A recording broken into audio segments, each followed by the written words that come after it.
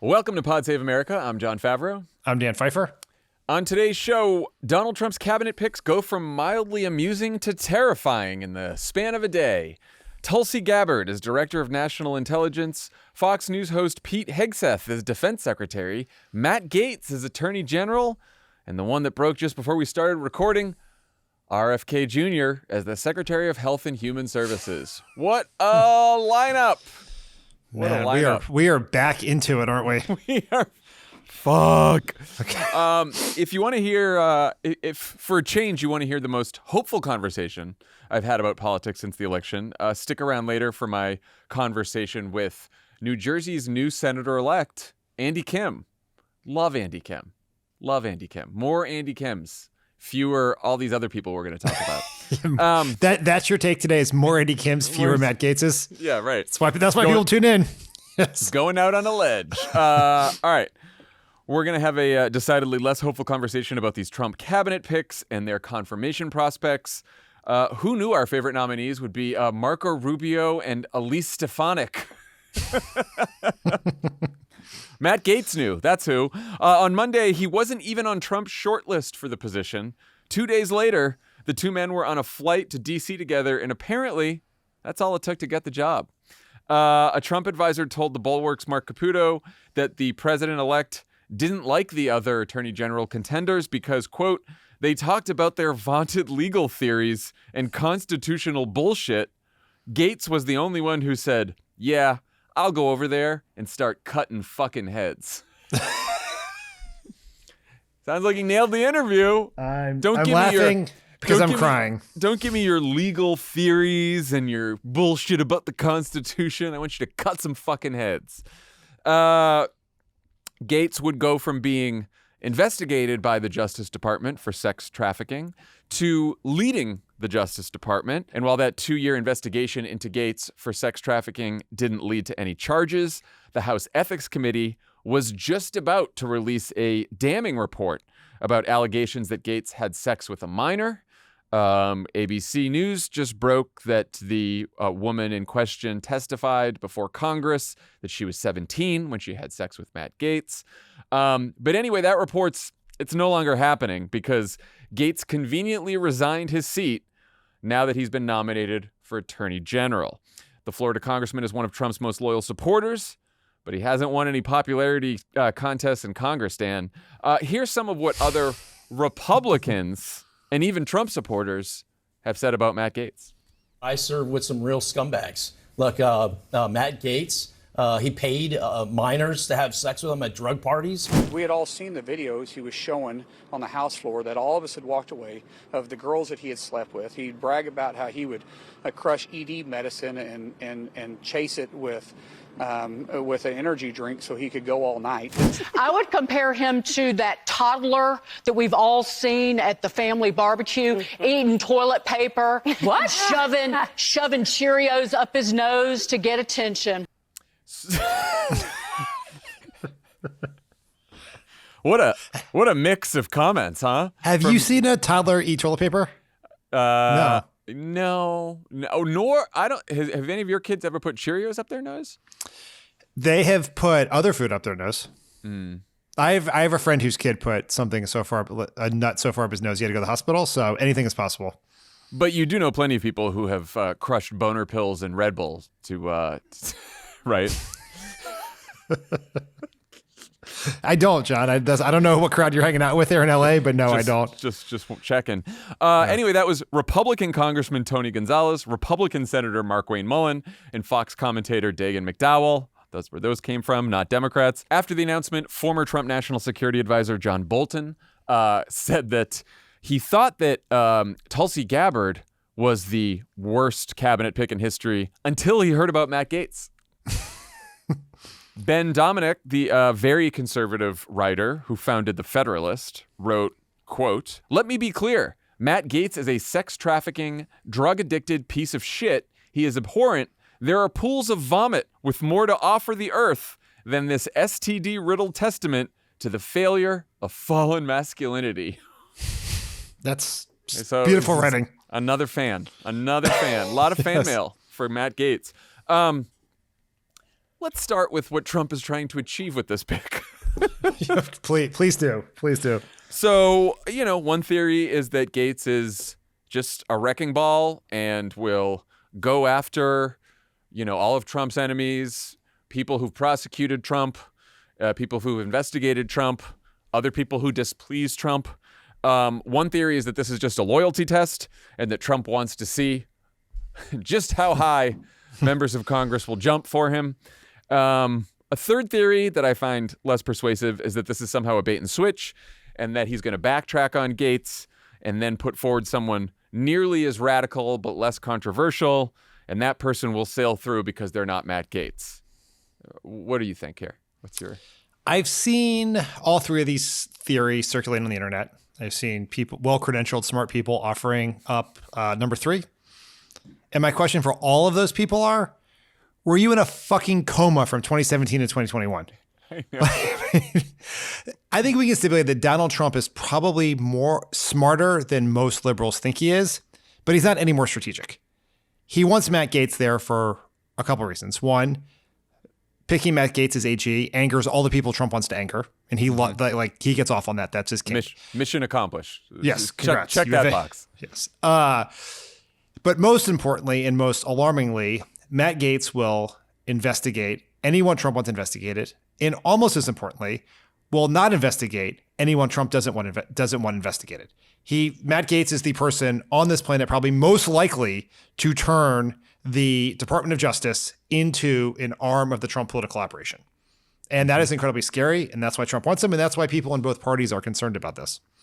Yeah, we should talk about, look, the focus on Gaetz's potential sex crimes has really overshadowed all the other issues with making this guy attorney general. What are some of your biggest concerns? I mean, that's my biggest one, is that he is not a serious individual. He is probably one of the most craven people in all of American politics. He has basically admitted that he made himself into a pro-Trump person because that was a better way to get attention, get on TV, and gain power within the Republican Party. He is clearly, this is someone who was being investigated for sex trafficking like 6 months ago, and now could be leading the department that is investigating him. And so he's not going to be any sort of break on Trump's worst impulses. He'll be an accelerator. And that's incredibly concerning for all the reasons that people talk about. If you had said before the election, if you had tweeted, Trump's going to win and Matt Gaetz is going to be the AG, people would have called you out for being an hysterical liberal, right? And it's because it seems so ridiculous. And this is what Trump wants to do. And it is quite concerning. There are a lot of checks and balances within the Justice Department. You have a ton of career officials there. Matt Gaetz is someone who is not, even Bill Barr, for as bad as he was, or Jeff Sessions, for as bad as he was, was unwilling to override all of those things for Donald Trump. Matt Gaetz would certainly do that. Yeah, look, I think there was I talk about this with Andy Kim later, but there's this Washington Post story today about how officials, former government officials, military officials, Trump administration officials who've spoken out against Trump are literally packing their bags and figuring out how to leave the country, at least until they know what happens with the Trump Justice Department, parking assets overseas. They're getting advice from lawyers on all this. We talked about this a little on Tuesday. It's stunning. It's shocking that this is happening in the United States of America. And of course, we don't know how a Gaetz-run Justice Department would go. We don't even know if Gaetz will actually get confirmed or get the job.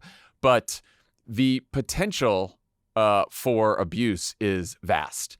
And there's a New York Times piece that said, since the election, one law firm got 3 dozen job applications from the Justice Department, from career officials, because what's going to happen is a lot of people at the Justice Department, a lot of career officials, not Democrats, not political appointees, not liberals, just good lawyers who've been there for being there under Democratic and Republican presidents, don't want to stick around to see what Donald Trump and potentially Matt Gaetz force them to do or not do, or go after them for doing their jobs. So look, maybe you're not. Maybe you're listening to this and you're not an enemy of Donald Trump, and you're not worried that he's going to go after you. Just the sheer chaos that could take place at the Justice Department, which is responsible for a lot of work that keeps all of us safe and going after a lot of crime, that could be jeopardized by just having a fucking wrecking ball there. Every minute that a Matt Gaetz, Donald Trump-led Justice Department is doing political work to investigate or persecute or prosecute Donald Trump's enemies is a moment that is not being used to stop violent crime, to investigate money laundering, to prevent terrorism, or all the other things that happen in the Department of Justice. So it matters for everyone, whether you were an MSNBC talking head from 2017 to now, or you're just an average American person who depends in some way, shape, or form on the government to keep you safe. Yeah. Let's talk prospects for confirmation. Senator John Cornyn, who lost the Senate leadership election but will be the number 2 Republican on the Judiciary Committee, said he and his colleagues will, quote, absolutely want to see the text of this House ethics report about Gaetz. A few other Republican senators have made comments that suggest they might oppose Gaetz' nomination. Can you see a scenario where this thing goes down? I can. I absolutely can see a scenario where it goes down. He can only lose, we assume, 4 votes, presuming what happens in Pennsylvania. And he probably has already lost 2 in Collins and Murkowski.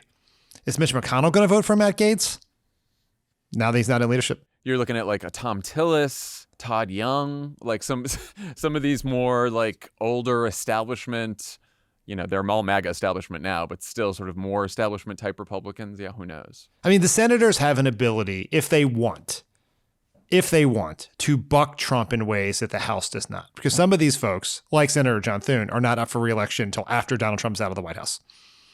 And so, I mean, someone is going to deliver a report to a group of senators that all 100 senators will be able to read, that is going to be a eyewitness account and firsthand testimony of a 17-year-old girl who claims she had sex with Matt Gaetz. And then you're going to ask these people to vote for him to be the chief law enforcement officer of the United States of America a week later. So I think there's a real chance. Now, on the other hand, they just supported Donald Trump for president. Yes. So they were all in for the guy who's a convicted felon. Look, you would lose a lot of money betting on the moral courage and patriotism of Senate Republicans, but there is a possibility this goes down because there is always a bridge too far. There is always a cabinet choice or two that fails for various reasons.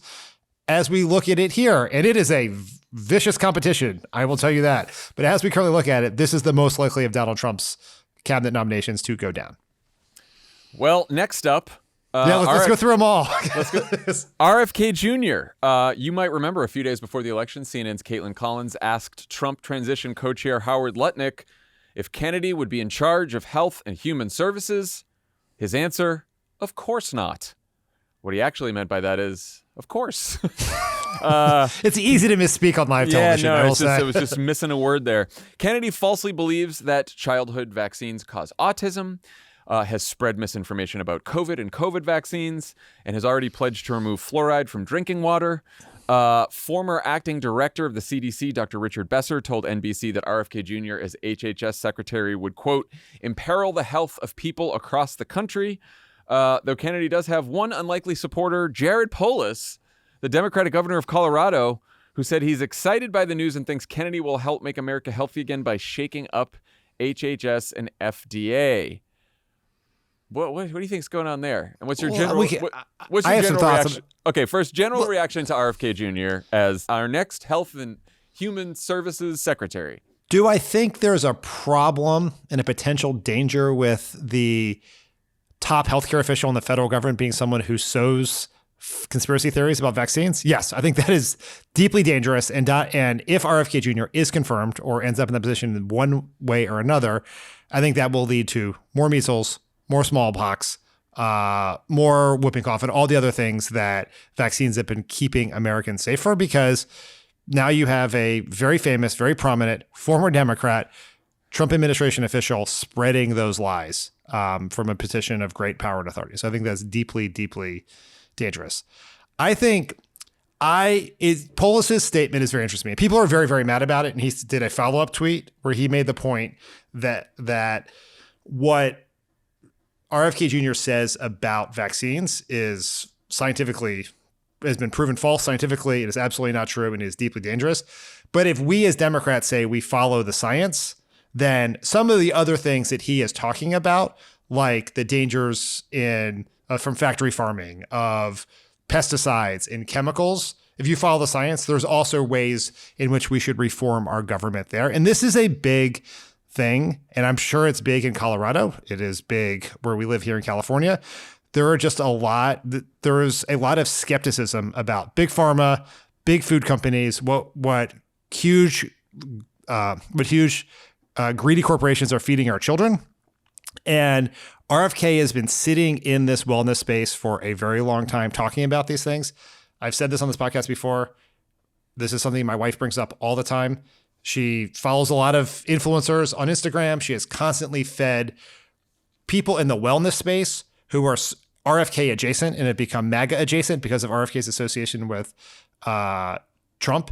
And so the thing I think about this is it's very dangerous. We should do everything we possibly can to stop him. We have to be careful about talking specifically about the vaccine stuff and not making ourselves the defenders of big pharma, big food, factory farms, and all of those other things. I think that's what Polis was trying to get at, and he has a bit of a point there. I fucking love big pharma. What are you talking about? Yeah, this is. I'm going to get to this at the end, but this is see that giant pit we're about to jump right back into. That's where we're headed.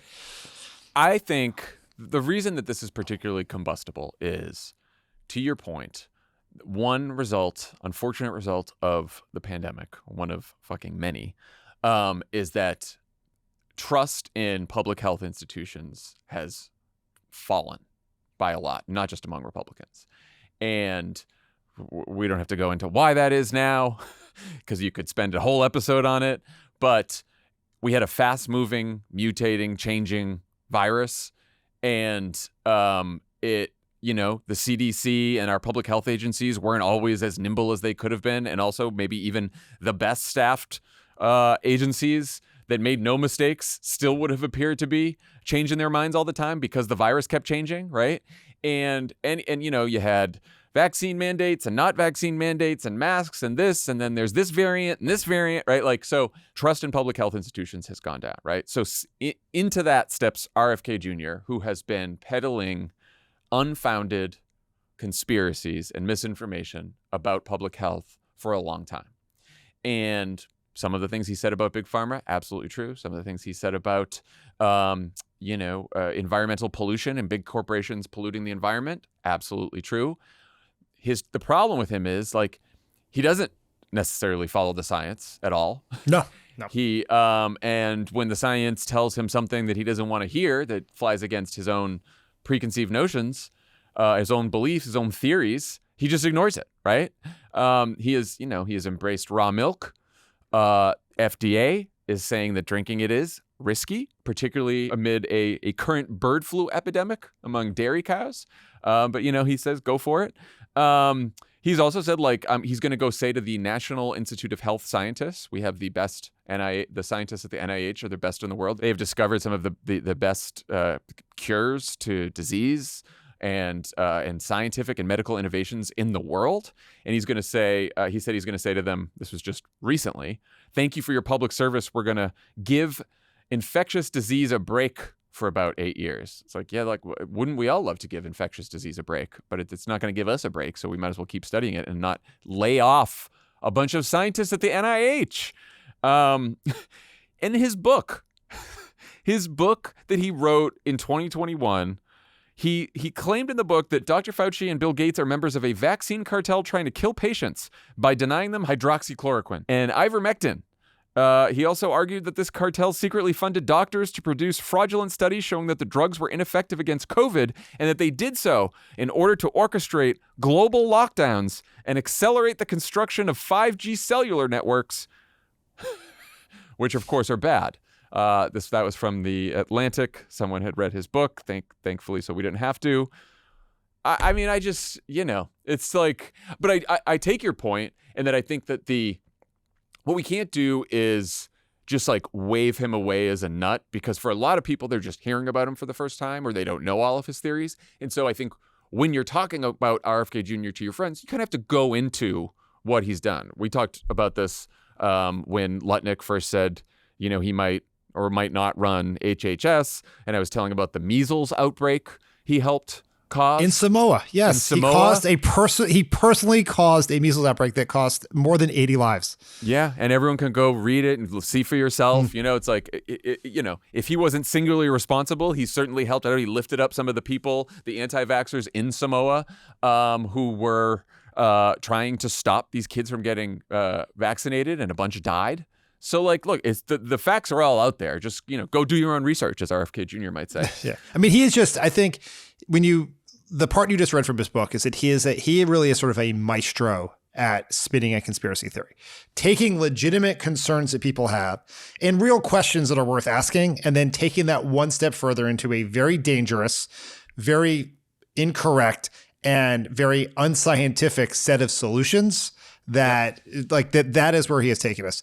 But what we have to be able to address why his solutions are wrong without seeming like we don't share some of the same concerns about pollution and food quality and pesticides and chemicals in this country. It's a big day for the brainworm, huh? Yeah, I mean, this is one. Yes, that's exactly right. Big day for the. I also really enjoyed in the New York Times story about him getting Trump announcing him. There's just like casually a sentence there that says, in addition to his outside the mainstream views about medicine and health, he has been associated with a number of peculiar activities, like dumping a dead bear in Central Park and supposedly decapitating a whale. What are we doing? Big day for roadkill here in America. What are we doing? All right. Moving on to two people who Trump wants to put in charge of the U.S. military and the nation's secrets and spy agencies, Pete Hegseth and Tulsi Gabbard. Hegseth is a co-host of Fox and Friends Weekend and an Army vet who loves to criticize today's allegedly woke military. He also said as recently as last week, quote, "I'm straight up just saying we should not have women in combat roles." A reminder that Trump's team is also reportedly drawing up an executive order so that Trump can purge the military of generals he doesn't like or that he thinks are too woke.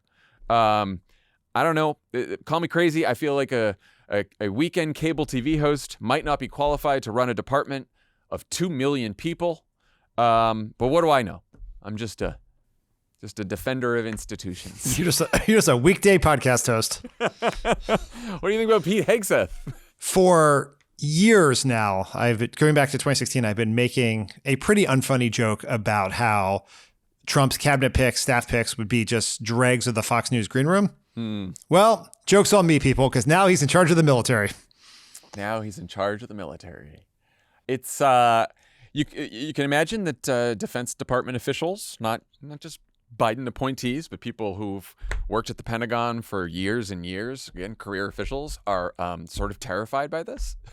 And again, all these nominees fit into different categories. Some of them are crazy. Some of them are just, they're going to carry out Trump's, revenge wishes.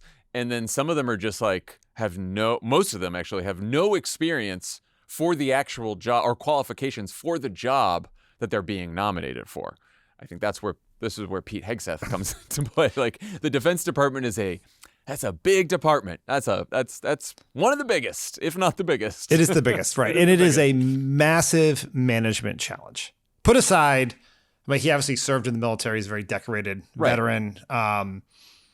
But running the department is very different. And up until this point, his main role in life is to be Steve Doocy's understudy. Right. So it's like, if that doesn't prepare you to run DOD, I don't know what does. The fact that he's the Fox and Friends weekend anchor is just so fucking funny. like Fox and Friends anchor would be funny, but Fox and Friends weekend is just so much funnier. It's not funny per se because that guy's might be in charge of our military, and his confirmation prospects went through the roof with RFK Jr. and Matt Gaetz. Republicans will be lining up to vote for Pete Hegseth now because if they have to vote against one of these other two people. So then there's Tulsi Gabbard. So she started off as a Democratic congresswoman from Hawaii before going full MAGA, particularly during this campaign. During her long political journey over the last decade, she developed sort of strange, sympathetic views towards Syrian dictator Bashar al-Assad and Russian dictator Vladimir Putin, both of whom have committed crimes against humanity by slaughtering thousands of their own people. She met with Assad, went to secret trip to Syria during the Obama administration while Assad was, again, slaughtering his own people, and she just decided to have a meeting with him.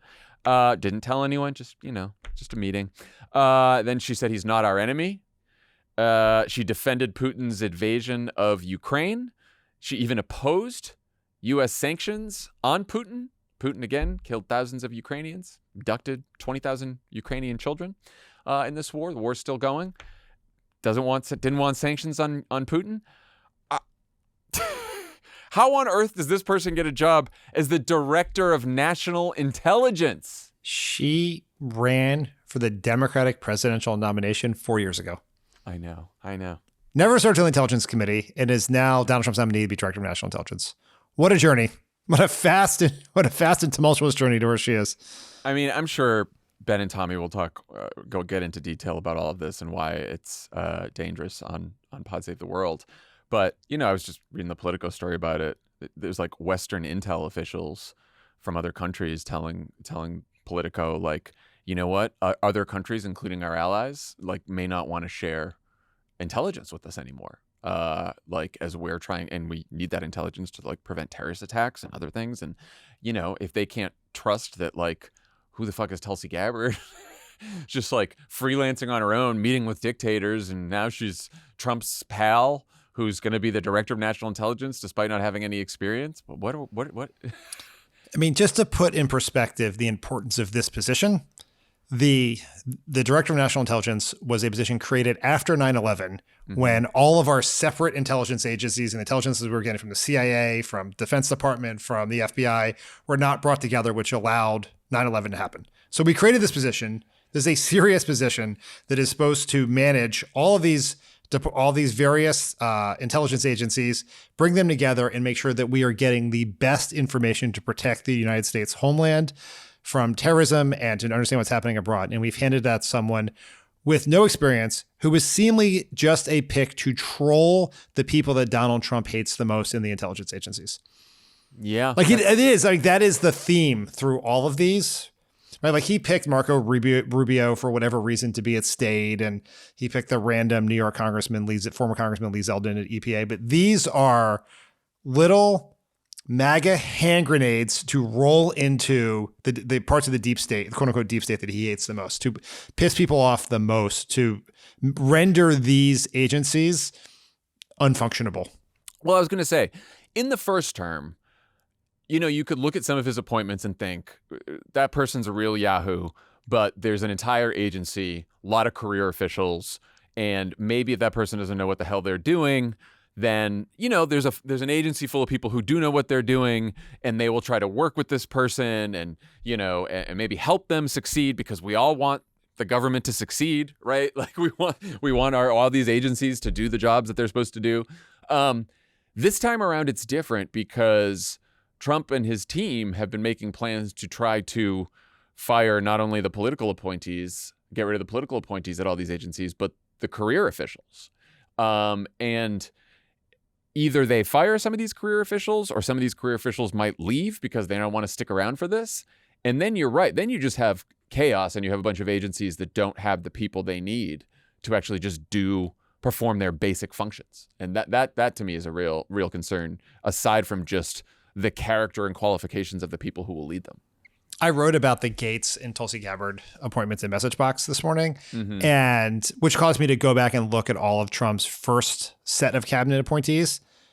And it was his approach was very different. He was clearly trying back in 2017, trying to send a signal to the Republican establishment that he was a serious person, right? Like Rex Tillerson was the CEO of Exxon. Like obviously he was not a foreign diplomat, but he was a serious person, right? Jim Mattis at Defense. Till he was fired on the toilet. Yeah, exactly. I mean, no, it did not end well for most of these people. John Kelly, former general at Homeland Security, like these were, they were not good at their jobs. Most of them didn't last very long, but they were at least people who, on paper, for the most part, were qualified for this job. You were swinging in the exact opposite direction here. He's specifically picking people who are not qualified for the jobs, who will likely go in there and really fuck shit up. Right? That seems to be his plan. Pod Save America is brought to you by Z-Biotics Pre-Alcohol. Let's face it, after a night with drinks, you probably don't bounce back the next day like you used to. I sure as hell don't. ZBiotics pre-alcohol probiotic drink is the world's first genetically engineered probiotic. It was invented by PhD scientists to tackle rough mornings after drinking. Here's how it works. When you drink, alcohol gets converted into a toxic byproduct in the gut. It's this byproduct, not dehydration, that's to blame for your rough next day. Pre-alcohol produces an enzyme to break this byproduct down. Just remember to make ZBiotics your first drink of the night. Drink responsibly and feel your best tomorrow. Look, I've been talking about ZBiotics on this show for years and offline in my normal life. Every single friend I have now uses ZBiotics. We swear by it. It makes a huge difference for me. And honestly, I don't like to have even a drink without it because ZBiotics will make me feel better. So give it a shot. And with their GMO technology, ZBiotics is continuing to invent probiotics that will help with everyday challenges of modern living. Go to zbiotics.com/crooked to learn more and get 15% off your first order when you use code crooked at checkout. ZBiotics is backed with 100% money back guarantee. Remember, head to zbiotics.com/crooked and use the code crooked at checkout for 15% off. Don't go into the holiday season without some ZBiotics. So, big question on all these nominations is how and whether they get confirmed. We talked about this a little with Gaetz. We mentioned on Tuesday's pod that Trump might try to recess appoint his entire cabinet. And just as a refresher, this would require either House Speaker Mike Johnson or new Senate Majority Leader John Thune to adjourn Congress, which they can try to do with a simple majority vote. If either the House or Senate refuses to adjourn, so like say Mike Johnson says, yeah, we're going to adjourn, but John Thune says, nah, that's sort of crazy. I don't want to do it.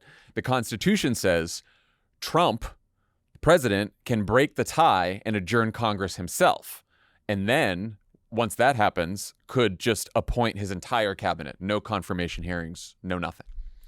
On the other hand, he may not have to do this. He may be able to just confirm his nominees through the regular Senate confirmation process, since a lot of Republicans seem like they want to give Trump whatever he wants. Here's how a House Republican, Troy Nehls of Texas, and a Senate Republican, Tommy Tuberville of Alabama, see it. There was a mandate last week, Liz, that said, hey, we want President Trump to have his team. We want to take back our country. Republicans, if you're not on the team, get out of the way. There's no question he's the leader of our party.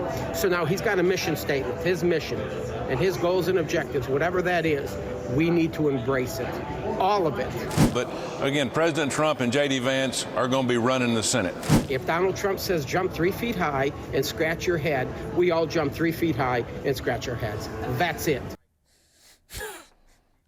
That's actually, John, that 3 feet high thing you meant notice. It's a quote from the Federalist Papers. Yes. You know, even I thought when Harris-Walz campaign and Democrats and the Biden-Harris campaign before that made a lot out of dictator on day one, it's like, you know, is that really believable? And Trump was kind of joking when he said it. He's, I'm only going to be a dictator on the first day. And then you hear these Republicans be like, yeah, no, he can do whatever he wants. Forget Congress. Congress? What are they even doing there? Yeah, it's like, not great, John. do you think we're headed?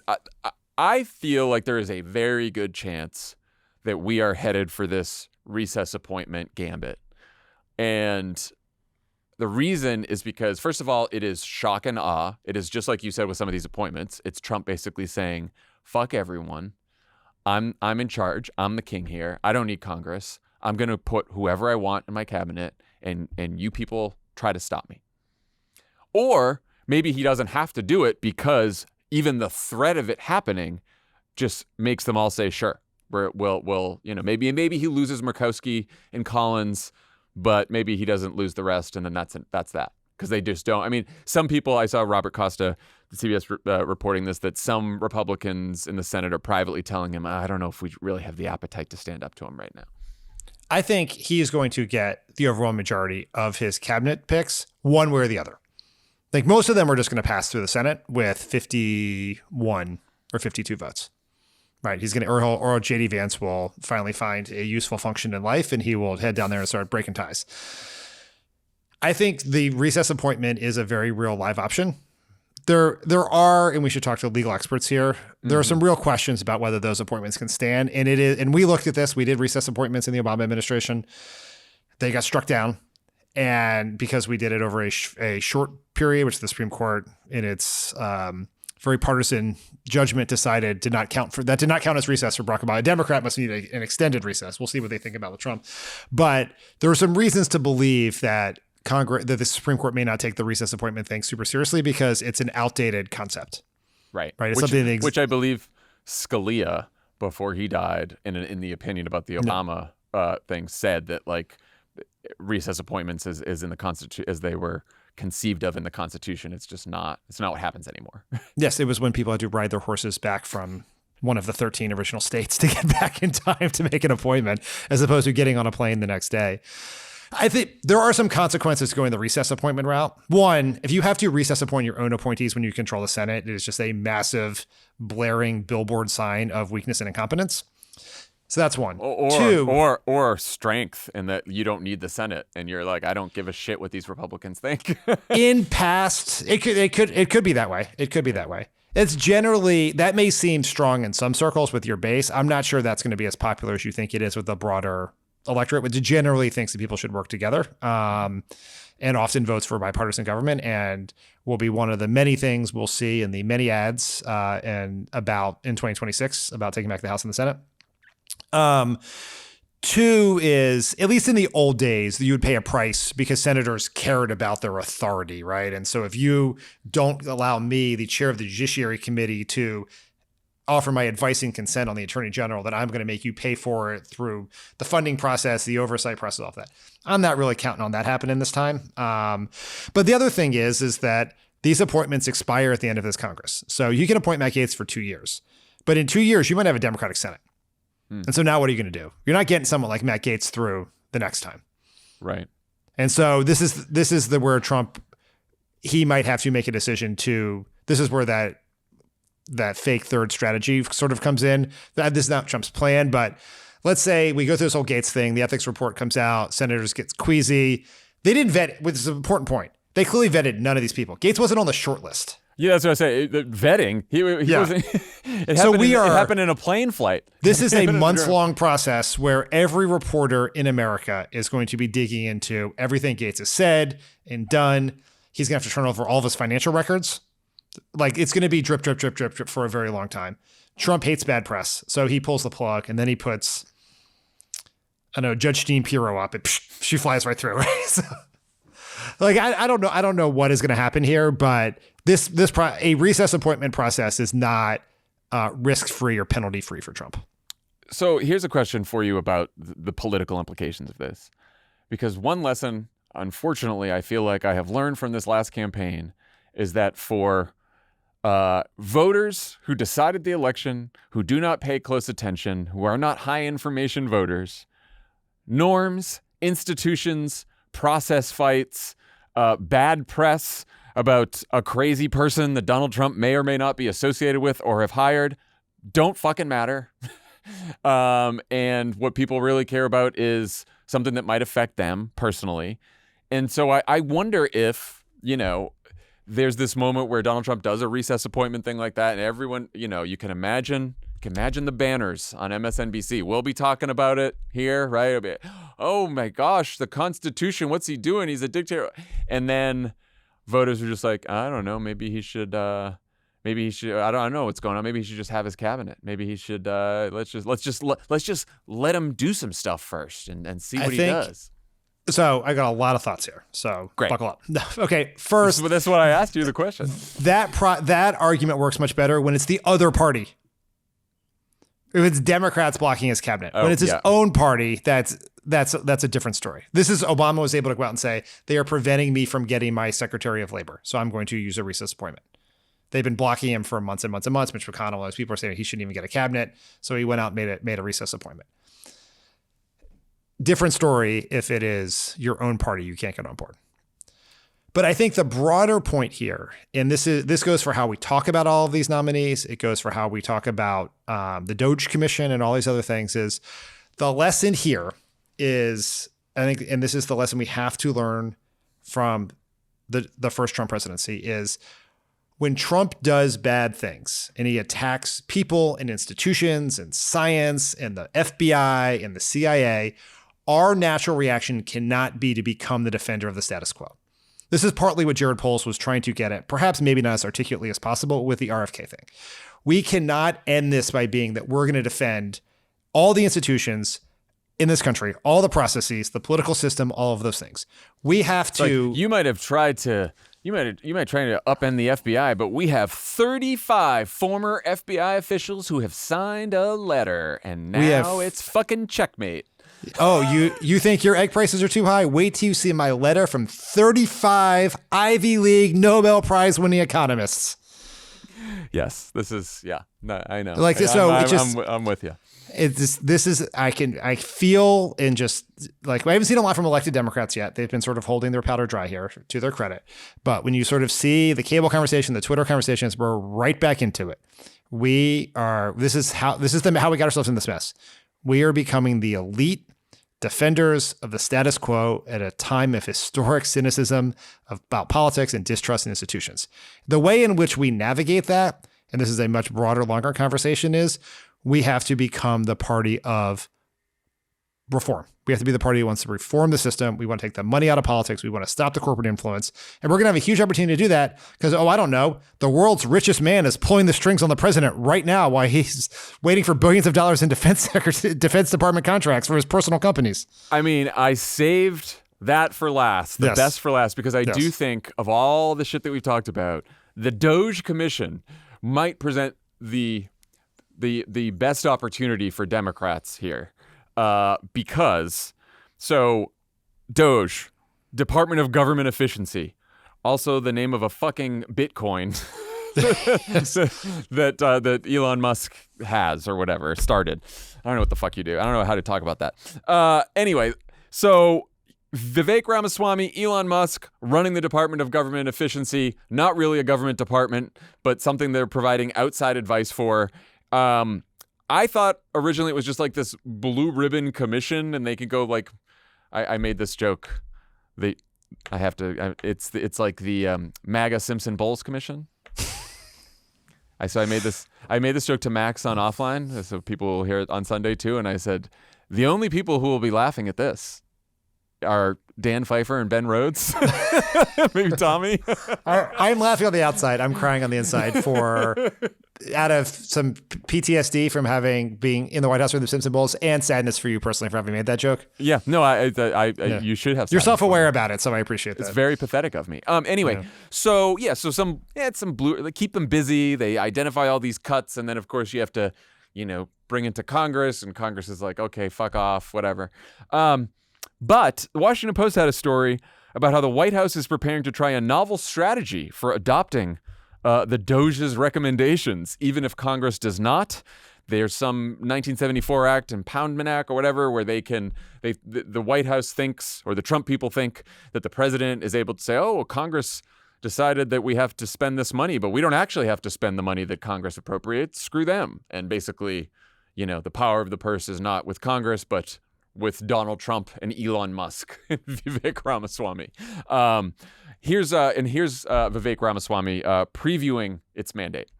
We have a once-in-a-generation mandate right now. The American people have voted for drastic reform of the government, and our federal government is broken. It's no secret that it is a fourth branch of government. Elon's solving major problems of physics. I came from the world of biology. What we're solving here now is not a natural problem. This is a man-made problem, and when you have a man-made problem, you better darn well have a man-made solution.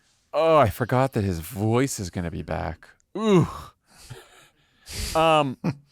So Elon Musk had said, I think we can cut $2 trillion from the federal government. It's a $6.5 trillion budget.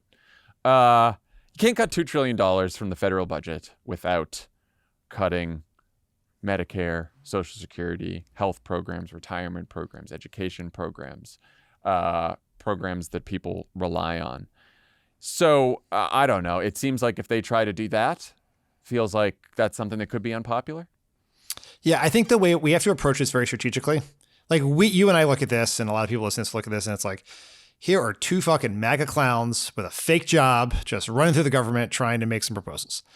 And the way a lot of the country will approach this is, here are two pretty successful business people. looking at a ineffectual and waste-ridden government. And by the way, a lot of waste to get rid of in the government. Like That's we that's have been. the point. Oh, Barack Obama was obsessed with this and did not get as far as he wanted. No. He wanted to. There were multiple proposals to combine a couple departments. I think we were going to like combine commerce and something else. SBA. You're losing your cabinet commerce. seat. Small Business Administration. Yes. And here's the point that Do your salmon joke. here. No. We did enough of that during the State of the Union. Elon Musk and Donald Trump, they have this point, which is you go into government, and we tried to do this. Like you try to combine agencies, and suddenly everyone at the agencies and the secretaries, the cabinet officials in those agencies are like, absolutely not. You can't. Why can't we combine them? Why can't we get rid of all this? Because, and they give you a blizzard of words that don't really, they're not a compelling argument, but it's just like the bureaucracy just really does make it hard to reform government. So like that is true. This idea is going to be pretty popular. It is like the scene from Dave when he brings his accountant in to work on the federal budget. Like it is people it makes sense people intuitively. So the way we should approach it as Democrats is we should agree that there is too much waste in government. We should look for places to make it more efficient and work better and make us better stewards of taxpayer dollars. We should absolutely do that. And then we should say, if these guys come up with good ideas, we're open to listen to them because we agree government should be more efficient and we should save money. Let's see their proposals. Let's make them put their cards on the table. What is the $2 trillion? Elon Musk told Tucker Carlson he wanted to eliminate like 300 federal agencies. Yeah. What are those agencies? Are they going to help people like flood victims? Are they protecting our food, our air and water? Are they preventing diseases? FEMA? What are those? Put them on the table. Where are you going to get your $2 trillion? You're going to get it from Social Security and Medicare. You're going to get it from education. You're going to get it from disease prevention. Where is that coming from? Put it on the table and let's have a big giant debate about it because they're doing this thing at the exact same moment that Donald Trump and the Republicans are trying to pass a multi-trillion-dollar unpaid for tax cut for billionaires and corporations. Yeah. I think that is the sort of general advice on all of these things, which is think about how an action, not just words, not like Donald Trump said something crazy or Elon Musk said something crazy or the cabinet, secretaries who are all fucking nuts said something crazy, but like we should focus on how these policies and actions and legislation actually affect real people. Because I think that is, we sometimes just get caught up in the offensive comments and the craziness and the chaos, which there's plenty of. But voters care about what actually affects them. And they could do a lot of damage, all these people. So we'll see. As people who work in government and believe as part of our political philosophy that government can and should help people, we understand the value of experts and experienced people doing these jobs because we've seen it. When there are good people in those jobs and bad people in those jobs, it makes a huge difference. That is not how most of the public sees this. They don't necessarily think that some of these people that Trump has appointed should be disqualified simply because they don't have quote unquote government experience, right? They just elected Donald Trump twice. So not putting a premium on government experience. Yeah, they've been pretty clear on what they think about traditional political experience. And so the arguments we make about these people, as I think we did around RFK Jr., is, as you point out, what they will actually do will hurt people. And I think an important meta argument, because we want to tie all these people together, is not that it's a bunch of inexperienced clowns, is that Donald Trump is picking a bunch of people who are loyal to him above anything else, who will put Donald Trump's interests first, not your interests. And that is the thread that combines them all. And I think that's how to talk about this. Yeah, I very much agree. Okay, when we come back from the break, you'll hear my conversation with Congressman and Senator-elect Andy Kim. Two quick things before we do that. On this week's episode of Polar Coaster, Dan, you, looks Yes. at what the polls got right, where they fell short, and what we still don't know. Then Caroline Reston joins to tackle listeners' burning questions. Anything you want to say about this episode? Yeah, I would say that the Polar Coaster questions submitted from the Friends of the Pod Discord are always incredibly smart and nerdy, as they were this time as well, which Nice. you and I would appreciate. Love that. But we made a specific call out for some more fun questions. So we got into some more fun stuff, including which members of the Bravoverse would make the best presidential candidates. So I'll just tease you with that. Wow. All right, I'm in. You got me. To catch this exclusive subscriber series, sign up at crooked.com/friends. Also this week on Hysteria, Aaron and Alyssa bring together journalist Aaron Haynes, activist Julissa Arce, and comedian Megan Gailey to talk about the election. Hear their takes on everything from what it really takes for a woman to become president to why people voted for abortion rights while supporting anti-abortion candidates and whether it's time to cut off your Trumpy friends. You can subscribe to Hysteria wherever you get your podcasts, and you can catch full episodes on their YouTube channel. When we come back, Andy Kim. Today's presenting sponsor is Simply Safe Home Security. FBI data shows that property crimes, including break-ins and thefts, spike over the holidays. As you prepare for the season of gatherings and celebrations, it's crucial to ensure your home is secure. Simply Safe's advanced security system helps safeguard your property during this high-risk period. Their 24/7 professional monitoring means Simply Safe is always keeping watch, even when you're busy with holiday plans. How do you feel about Simply Safe? Simply Safe is great. I set up a Simply Safe system all by my lonesome. Very easy to do, works out of the box. You can customize it, and then once it's set up, it works great. The app is great. The customer support is great. Highly recommend it. Also, it stops intruders before they break into your home with Active Guard outdoor protection, which is really exciting. There's no long-term contracts, no cancellation fees. It's around $1 a day for all this protection. Simply Safe's offering our listeners exclusive early access to their Black Friday sale this week only. You can get 60% off any new system with the Select Professional Monitoring Plan. This is their best offer of the year. Head to simplysafe.com/crooked. That's simplysafe.com/crooked. There's no safe like Simply Safe. Pod Save America is brought to you by ZipRecruiter. Look, there's different kinds of offices. You got your home office, you got your work office. Where else have you worked? We've worked in the White House. Yeah, there's some offices there. Yeah, those are going to be filled up lately with some pretty high quality people. And we worked in studios. We worked on couches. Well, there are many different types of offices out there. One thing's for certain, choosing the right candidate for any office is a huge responsibility, which America has nailed once again. Well, if you're hiring and want to find the best candidate for your office, you need ZipRecruiter. And right now you can try it for free at ZipRecruiter.com/crooked. ZipRecruiter is the hiring site employers prefer the most based on G2. How fast does ZipRecruiter's smart technology start showing your job to qualified candidates? Immediately. ZipRecruiter's powerful matching technology works fast to find top talent, so you don't waste time or money.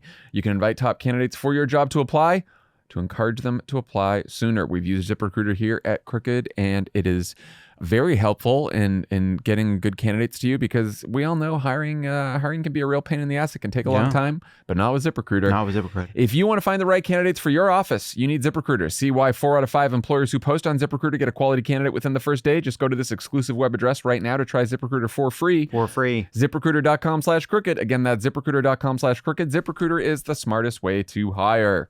Joining us today, a Democratic member of Congress who was just elected to be the brand new senator from the state of New Jersey, Andy Kim. Welcome and congrats. Yeah, thanks, John, for having me on. I'm excited. So you just won in a state that swung 10 points to the right between 2020 and 2024. And one reason I wanted to talk to you is because a few days after the election, you posted what I thought was a really thoughtful thread about the conversations you had when you won your House seat back in 2020 with people who voted for you and voted for Donald Trump. Can you talk about why it was important to you to have those conversations and what you learned from them? Yeah, happy to talk about that. I mean, to set the stage, I flipped a Republican district in 2018, a district that Trump won in 2016, and then in 2020, Trump was on the ballot and he won my congressional district, but so did I. I outperformed Biden by 8 points in 2020 to win, and I was one of only 7 Democrats in the country to win a district that Trump won. And given that our House majority was only 5 votes that time, we saw that if me and 4 other Dems in these tough districts lost, we wouldn't have the Inflation Reduction Act, the infrastructure law. So I was really trying to just kind of hone in and understand, what is it? Why is it that 20 to 25,000 people in my congressional district voted for Trump and voted for me?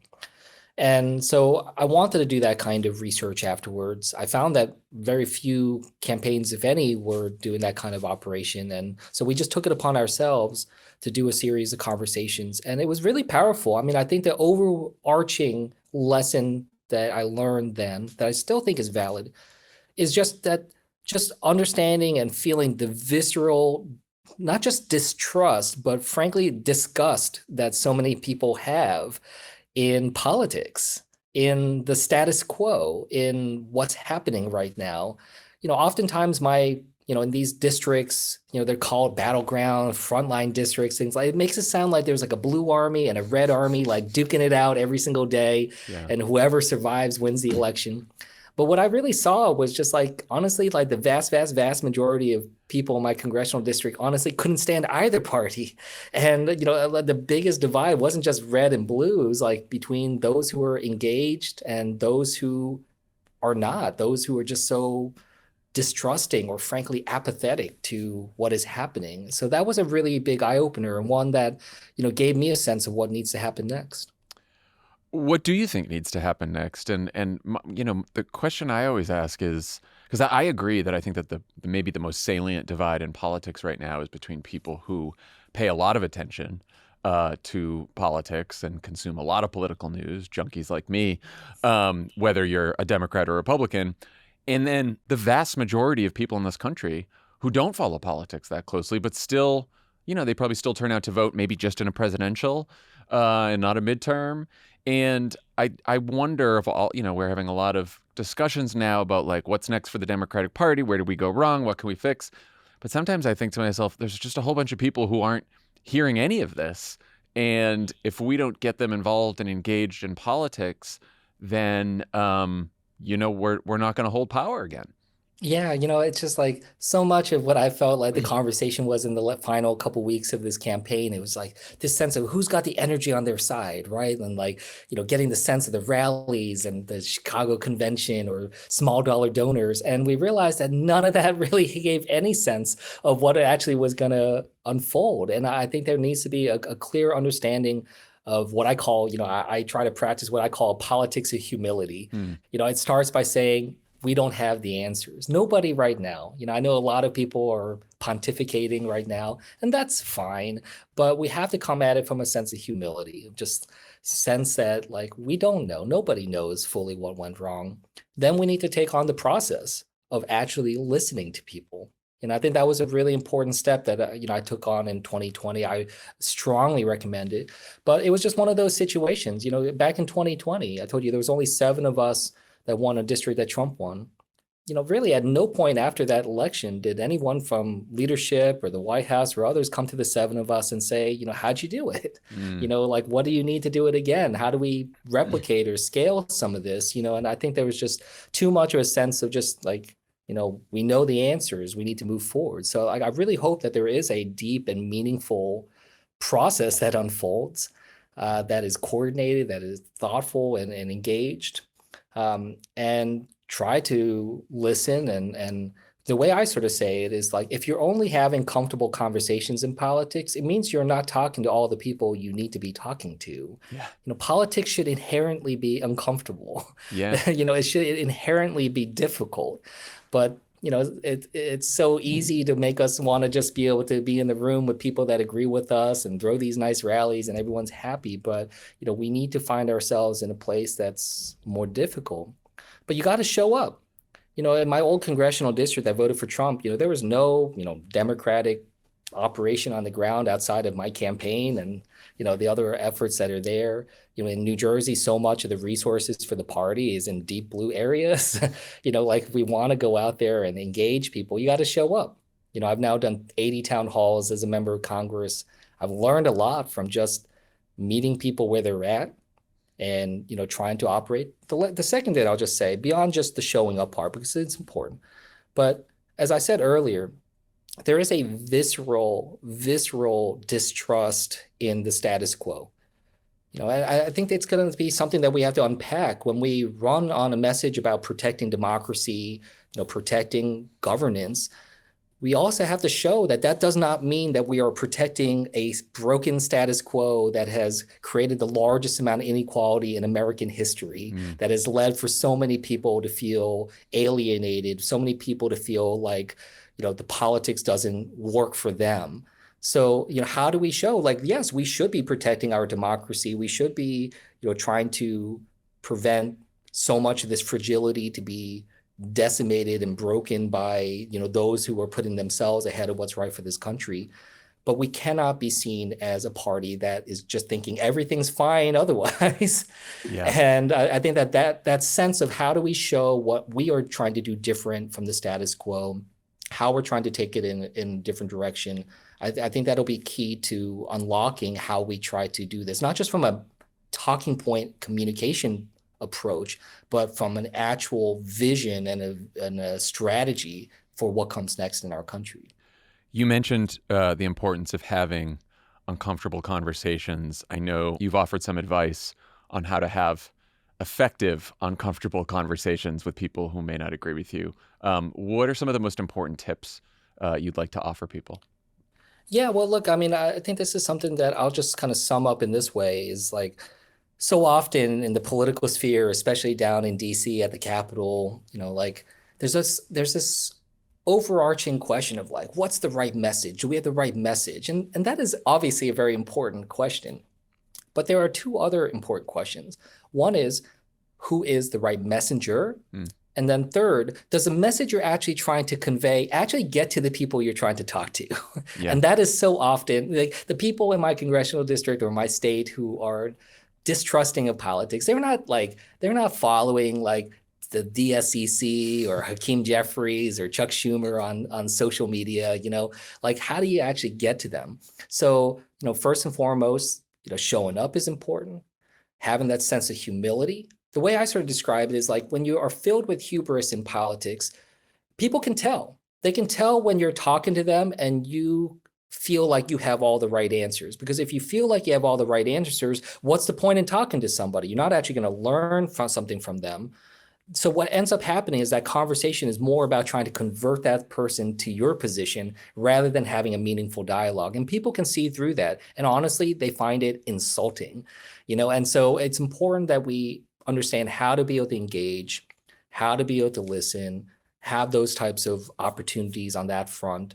Oftentimes I try to do it in ways that are not overtly political, like try to, do town halls, do other things where I can try to bring people in the fold, because honestly, a lot of people that voted for Trump, they're not going to show up to something that's branded as a Democratic Party meeting or, a listening session in that kind of vein. So, we need to be thoughtful about how it is that we actually make sure we have the right people in the room that are willing to talk. Not everyone's going to be willing to talk, and not everyone is the right messenger, the right communicator. And I think that that's going to be important going forward. But look, I mean, there were a lot of people that, some in my Senate class, they outperformed the party. They've shown that they are able to bring on board other voters. There are things here that we can learn from. Now the question is, how do we scale it and how do we try to replicate it? So it's going to be challenging, but that's where we start. So now you're going to be a senator, and boy, what a wonderful time to be in the U.S. Senate.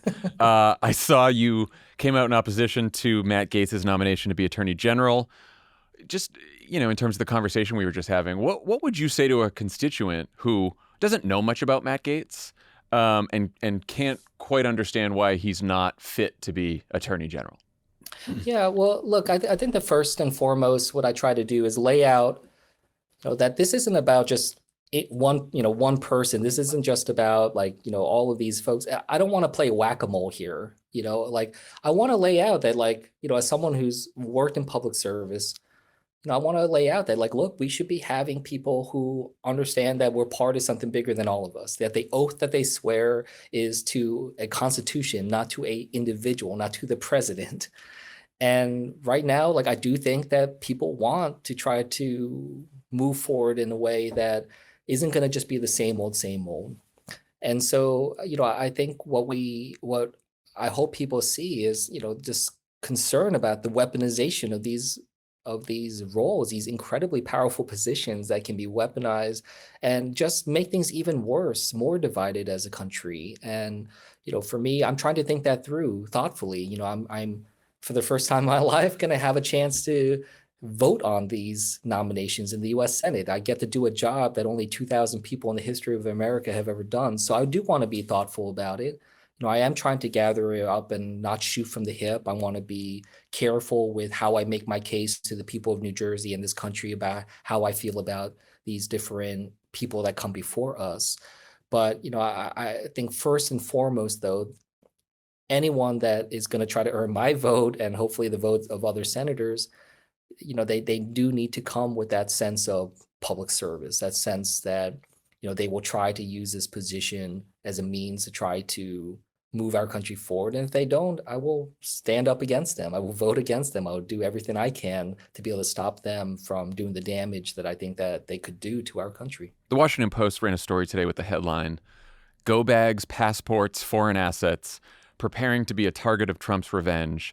And it's basically a story about a lot of former government officials. Some are military, some law enforcement, Democrats, Republicans, even former Trump officials who've just spoken out against the president. And now they are actually thinking about leaving the country for some period of time because they're worried about political retribution. What's your reaction to that?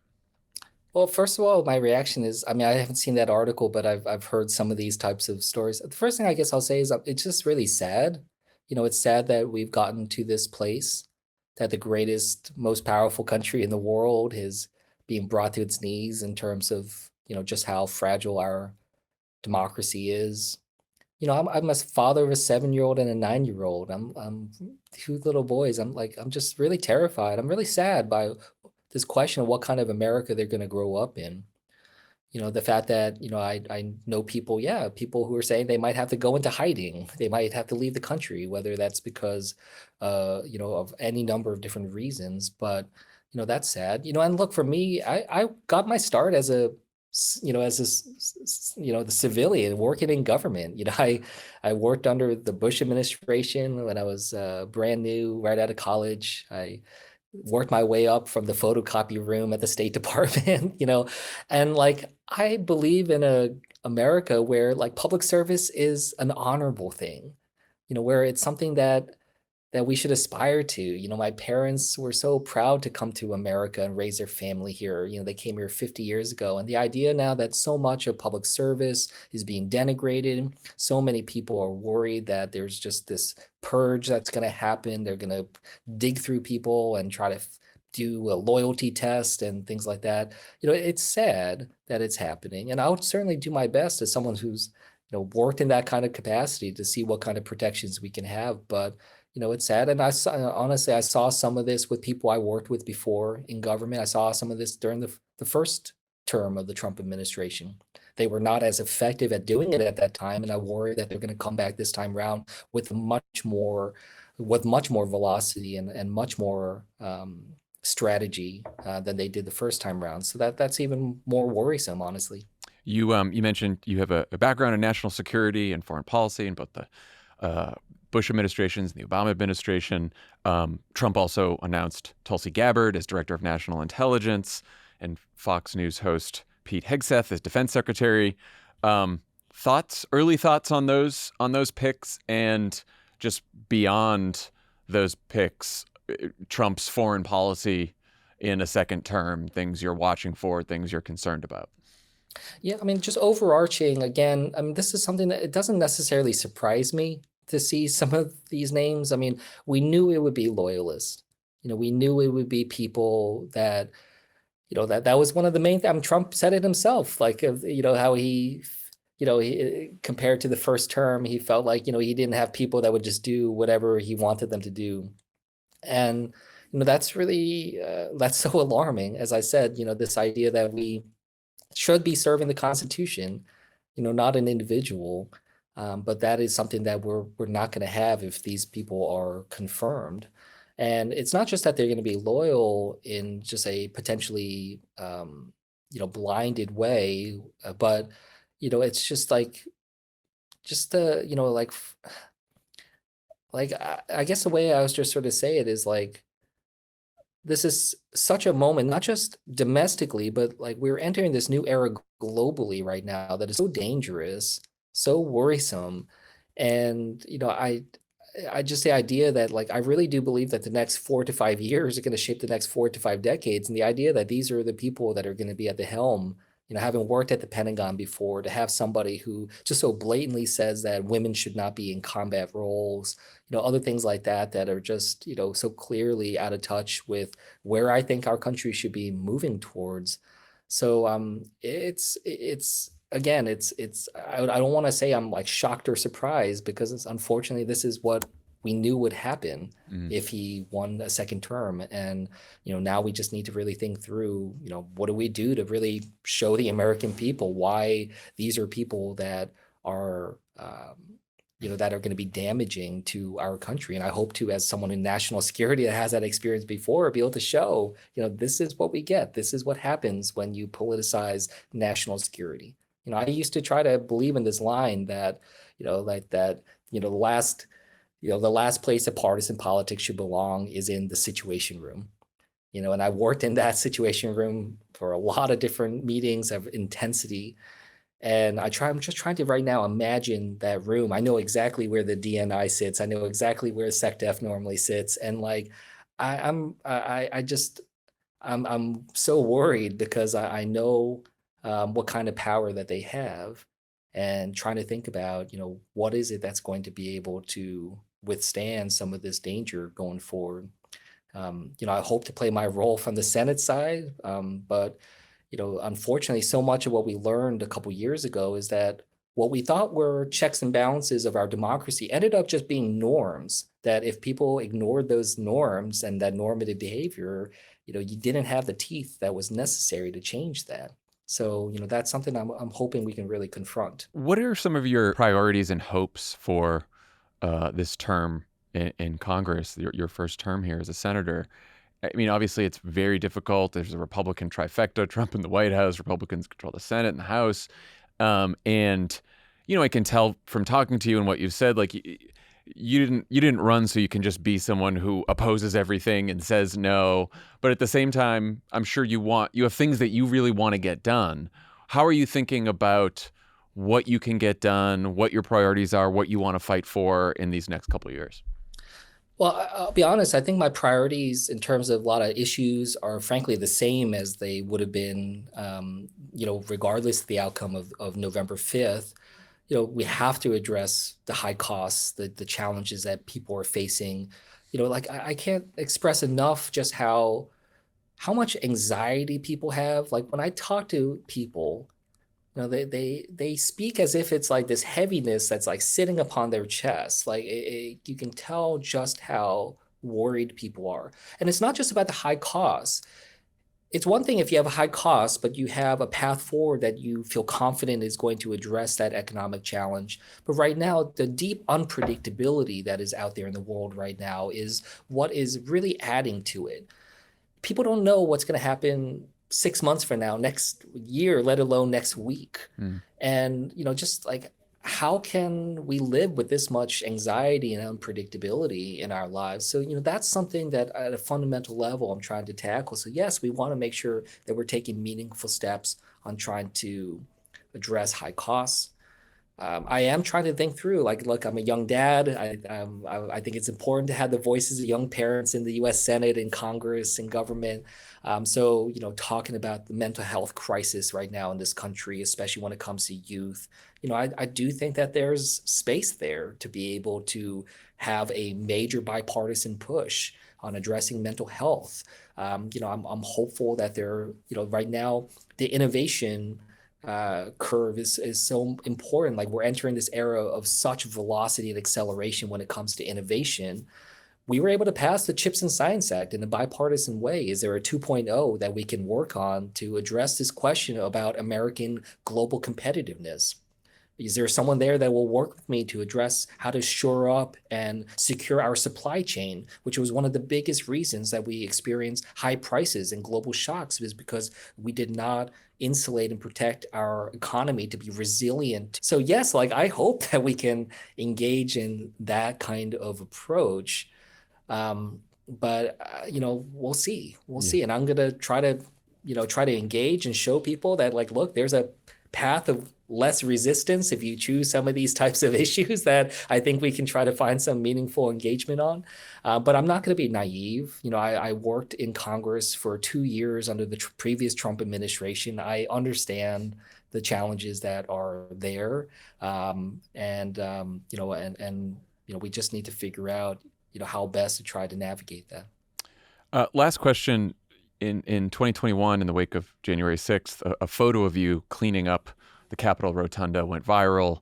Have you had a chance to reflect on that now that Donald Trump is heading back to the White House, and seemingly there will be no accountability for him in his role in January 6th and his attempt to overturn the election, and potentially pardons for the rioters. Yeah, I mean, I reflect on it a lot.